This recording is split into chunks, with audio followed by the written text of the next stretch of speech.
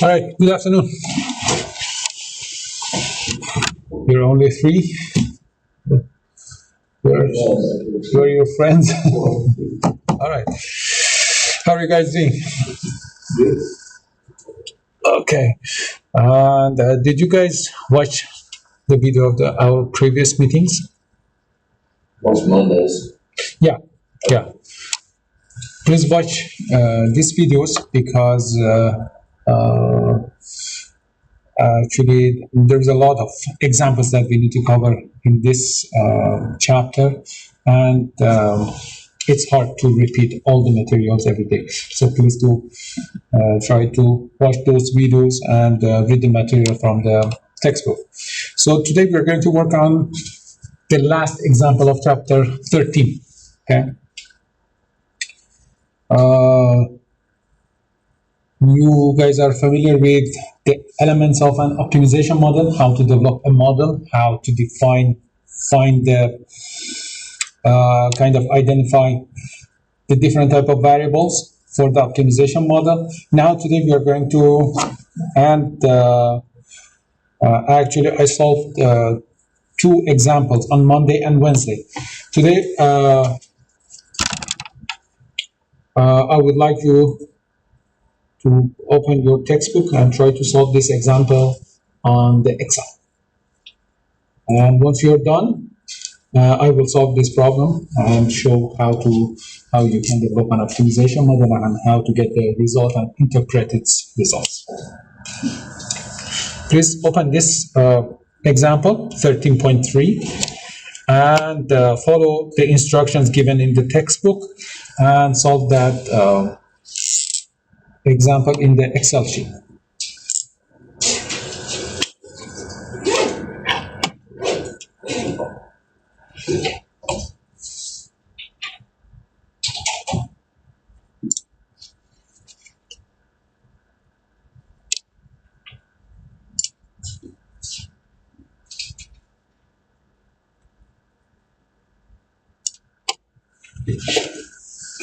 We need to read this example, and in the first step, we need to identify four variables: objective.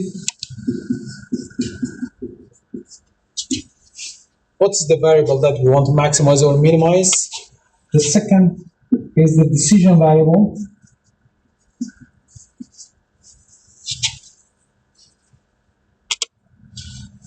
We do not set any values for this variable, for the decision variable. Excel will have to find the optimal values for this variable, so it must be allowed to change freely. Third is some constraints that must be met by our model. Okay. And fourth is some input variables. So our job is first to identify these variables and then define them in the Excel sheet in Solver. And then get the result, and the last step will be interpretation.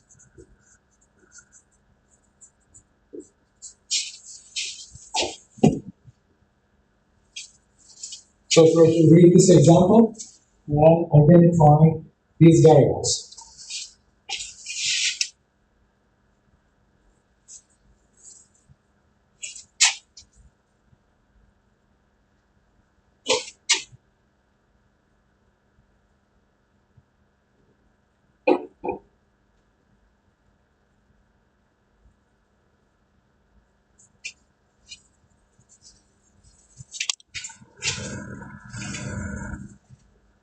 So in the last line, here you see that this company wants to determine the production schedule that minimizes the total production and holding cost. So it is going to be our objective variable.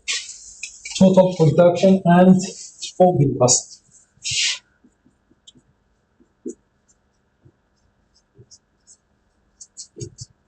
Production and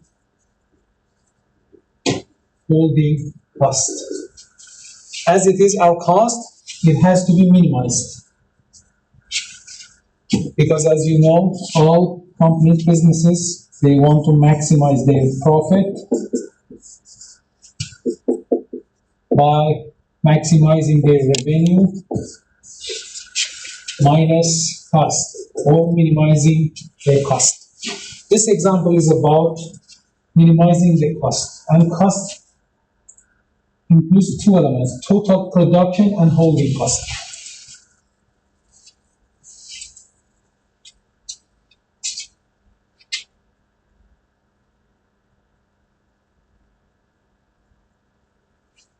From the first line, it must decide how many food balls to produce. So it wants to determine how many products to produce. So it is going to be our decision variable. And you can also find it from this one, must decide. This is going to be the number of products.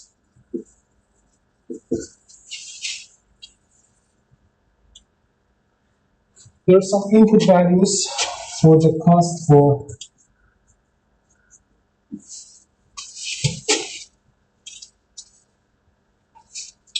inventory capacity,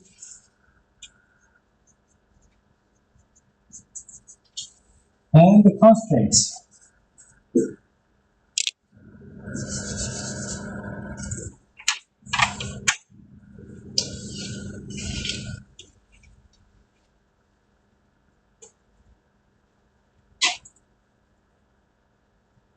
If you guys read this example, I'm going to post a question about this.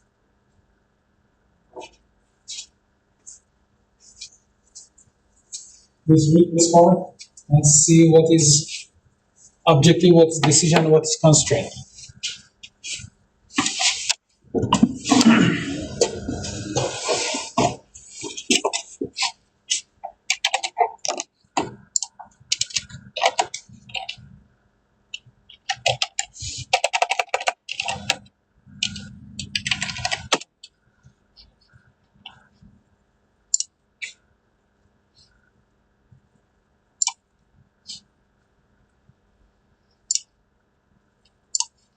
Please turn on your electronic devices and answer this question.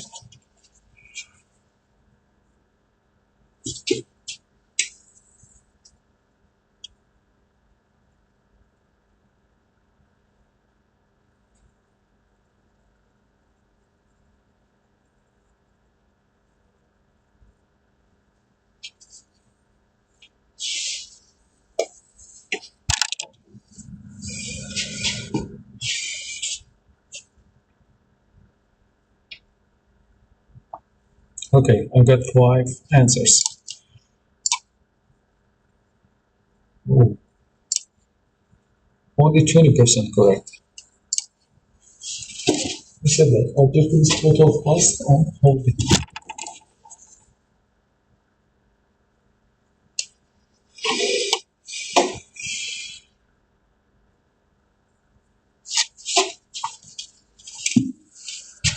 Total production and holding cost is going to be our total cost.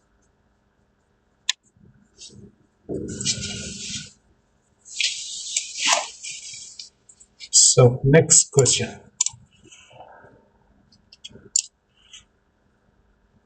What do you think is the decision variable?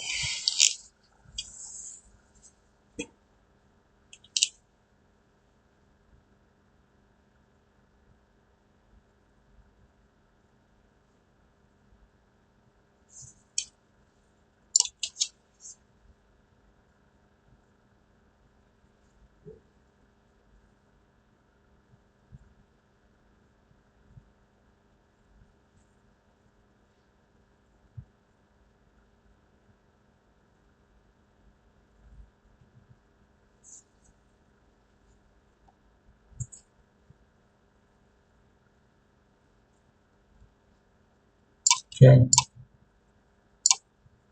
67% correct. Unit produced, number of products is the decision variable. Now you can correct your answers.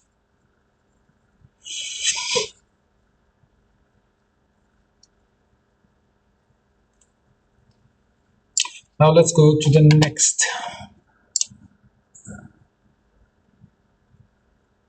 You have 5 minutes to answer this question.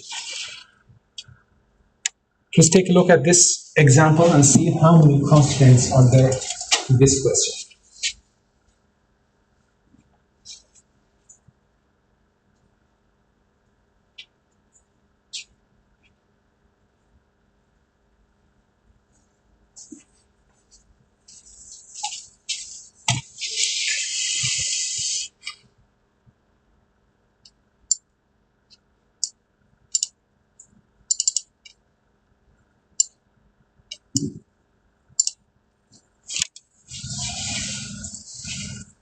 Who's ready to read this example?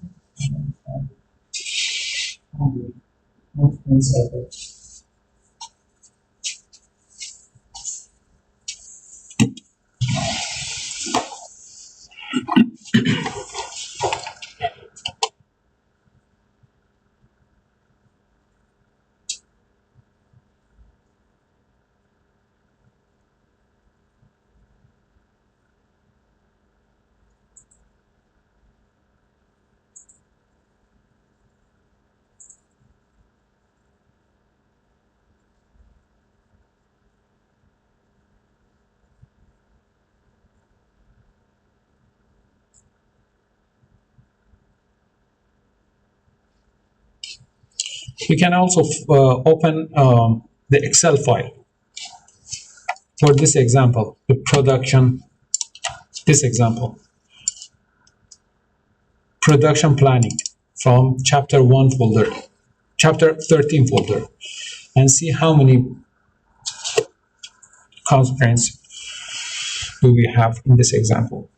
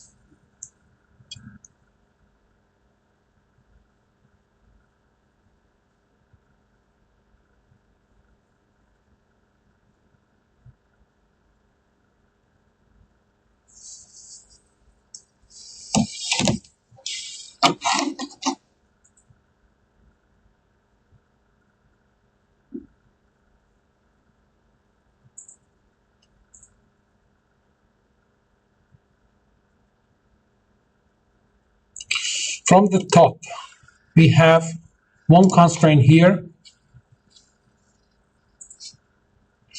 The number of units produced must be less than the production capacity, less than or equal.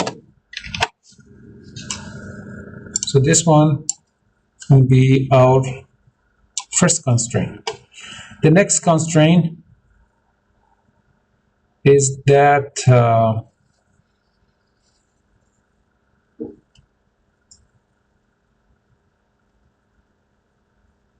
storage capacity and ending inventory. Ending inventory must be less than or equal to the storage capacity.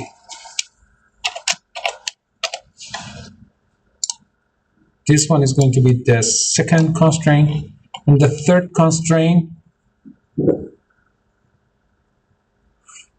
our production must the demands of the customer. So it must be bigger than or equal. The production must be meet at least the demand of the customers. These are the 3 constraints. I know it is a little confusing, but you have to practice and work with these examples at home. And I'm sure these examples will help you find great job if you want to go to industry and especially in business.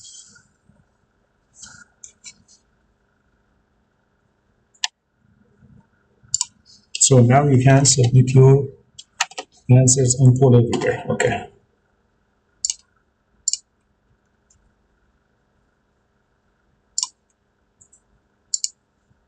Now please correct your answers.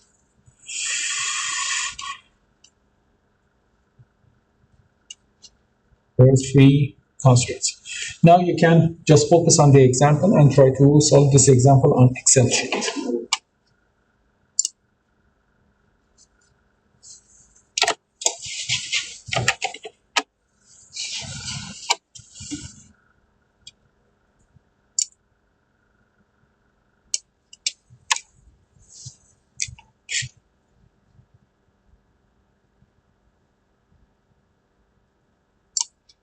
All right, let's please pay attention here. Let's follow the instructions in this book to find out the results.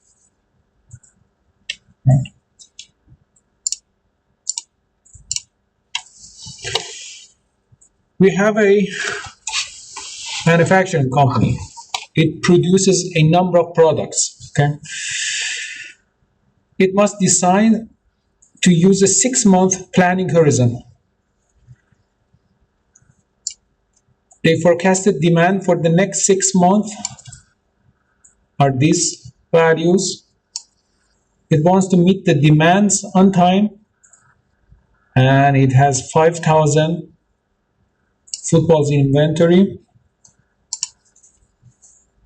These are some input variables: the production cost, inventory cost, production cost for each month are these values, and the holding cost is 50% of the production cost.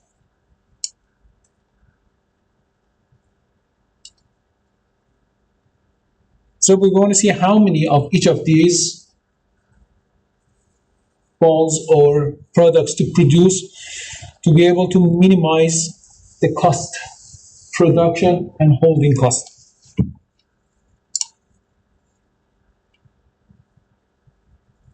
Here is the diagram of this example. We have available inventory, ending inventory. Ending inventory is for the end of the month, holding cost, production cost, and the objective variable, which is minimizing the total cost, and decision variable that must be determined by solver add-ins. We want to determine the unit produced to be able to minimize the total cost. And we have some constraints regarding the inventory, demand, and etc.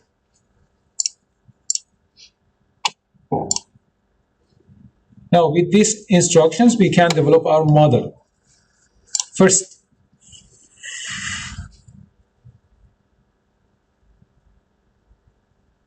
this cell will be our objective variable, the total cost.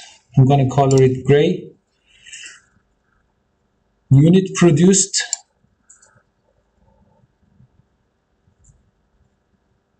is our decision variable. I'm going to color it orange.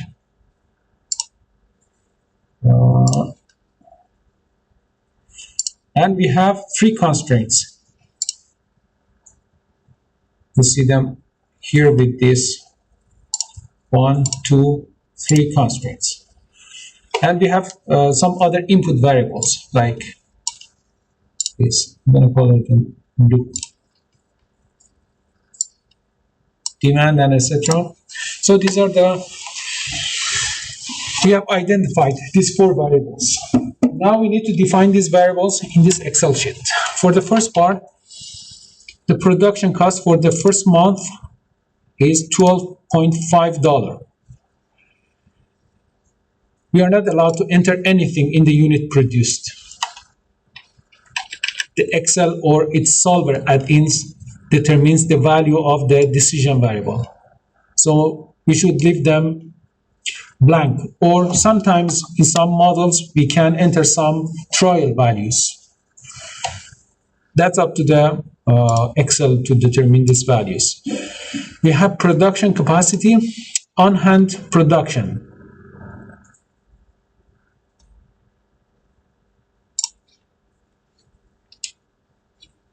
on hand after production.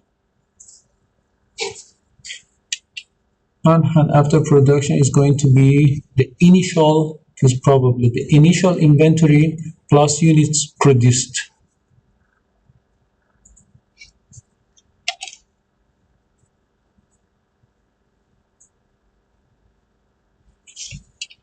This is going to be B4 plus B12.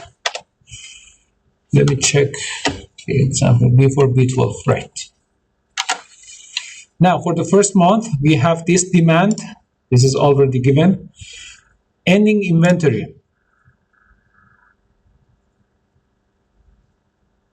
The ending inventory equals whatever we have in the inventory or the production minus the demand. The demand must be deducted from the number of items produced. B16 minus B18.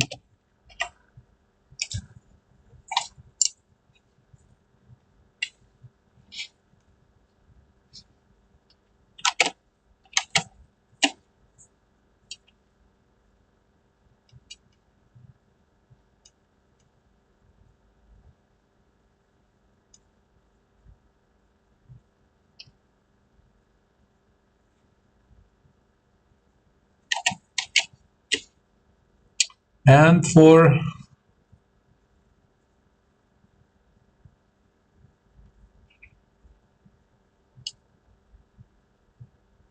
this is the on hand after production.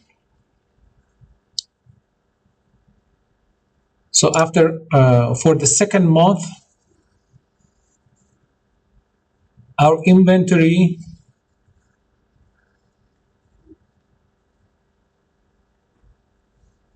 will contain the ending inventory of the previous month plus the newly produced items.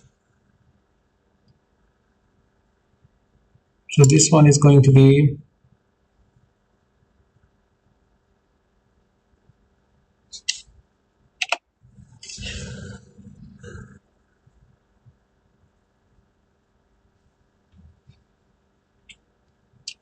let me make sure. So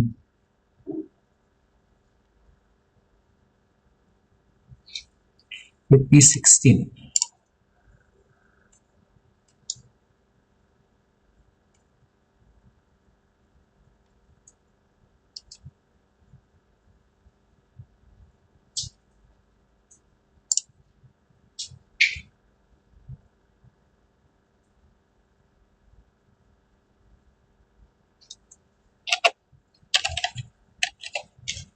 B20 plus C12. For the second month, the inventory, the total inventory is going to be the ending inventory of the first month plus the units produced. And the same for the third month. This is going to be C20, the ending inventory of the second month plus units produced in the third month. CD12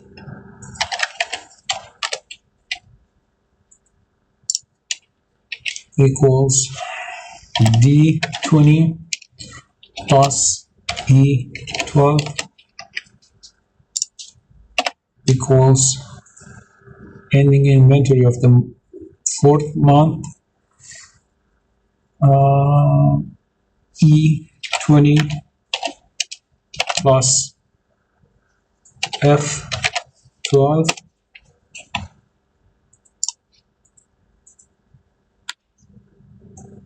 this one equals F20 plus G12. Ending inventory equals on demand after production minus demand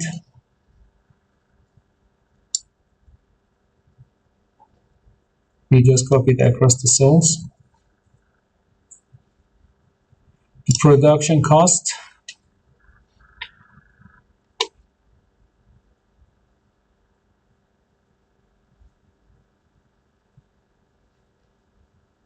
we have to multiply units produced times production cost equals B8 times B12. Let me double check. Yes, that's correct. Production cost, and then copy to the last month. Holding cost, which is going to be 5% of the production cost, equals B5, which is the 5%, times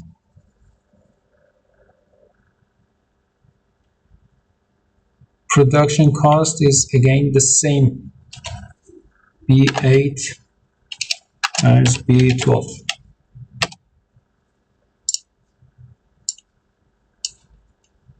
Total, which is the summation of these two, and we can copy it across the cells. Here, our total is the summation of these cells.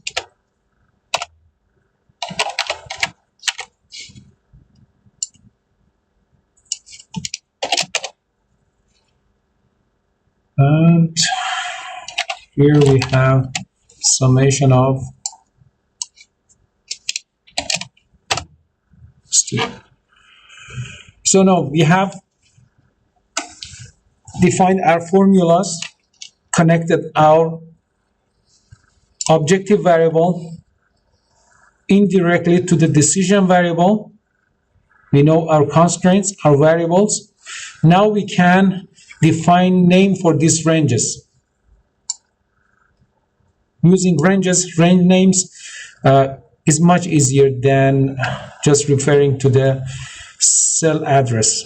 So I'm going to define a name for this range, unit produced. First, we need to highlight that and then go to formula,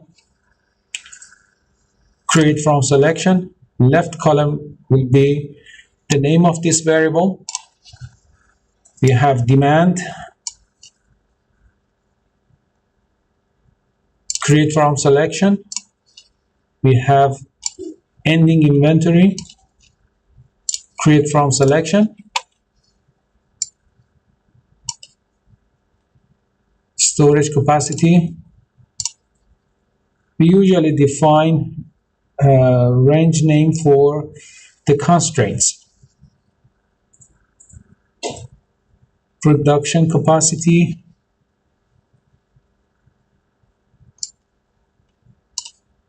Create from selection. Let me see if I define all these variables. Demand. Define ending inventory, storage capacity, units produced, production capacity. 1, 2, 3, 4, 5, 6.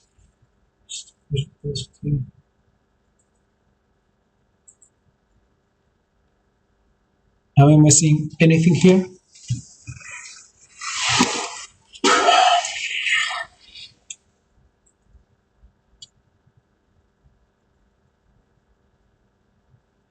Okay, on hand after production.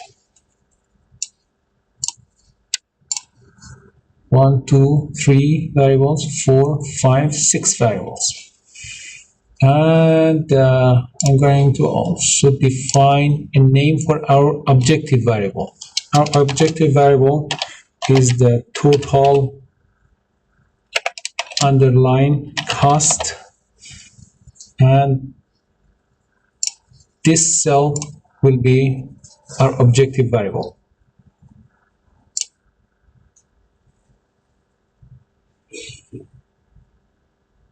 All right. So we have identified our variables, 4 variables, and then connected these variables through formulas, and then define a name for these ranges. And now we can go to Solver and to see how Solver finds the optimal value for this one. So here we have to define, is everybody paying attention? Because next session I will ask you to solve these questions.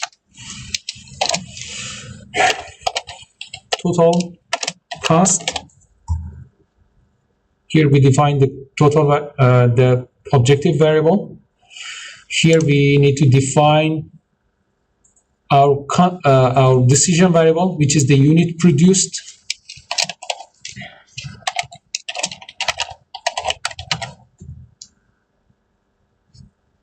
And we want to minimize the objective variable, so we have to select this one, this option. And in this box, we need to define our constraints. And as you know, we have 3 constraints.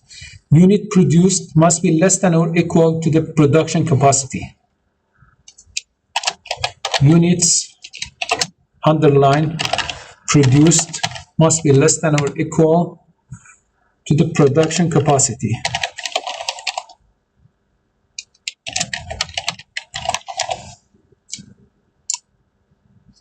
The second constraint is that on hand after production must be bigger than the demand. On underline hand after production must be bigger than or equal to the demand.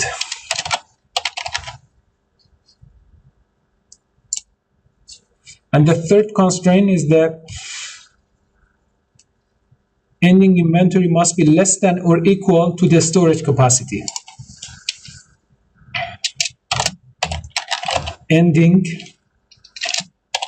inventory must be less than or equal to the storage capacity. Storage capacity.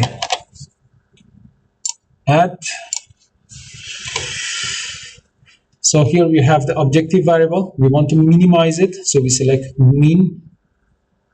In this box, we define our decision variable, and here in this box, we define our constraints. We check this box for the non-negativity constraints, and from this drop-down menu, we select simplex linear programming. Now the unit produced is emptied. Let's work. Okay.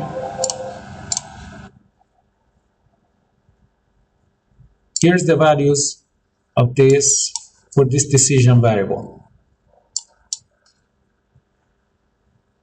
This is the optimal values for the unit produced. With this number of production in month 1 through month 6, we can minimize our cost to 1 million or something dollar. That's how we solve these kind of questions. Was that clear? Yes? No? It is a little confusing, but it takes some time and practice. We got to practice at home. So please be prepared. For the next week, I will give different kind of example in class, and we go through those examples to see how these kind of models work. So don't worry about it. By the end of this course, we will master all these models and formulas and so on.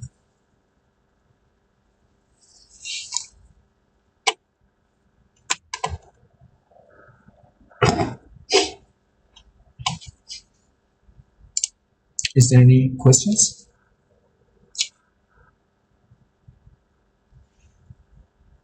All right. That's all for today. Thank you very much, and go. Go ahead.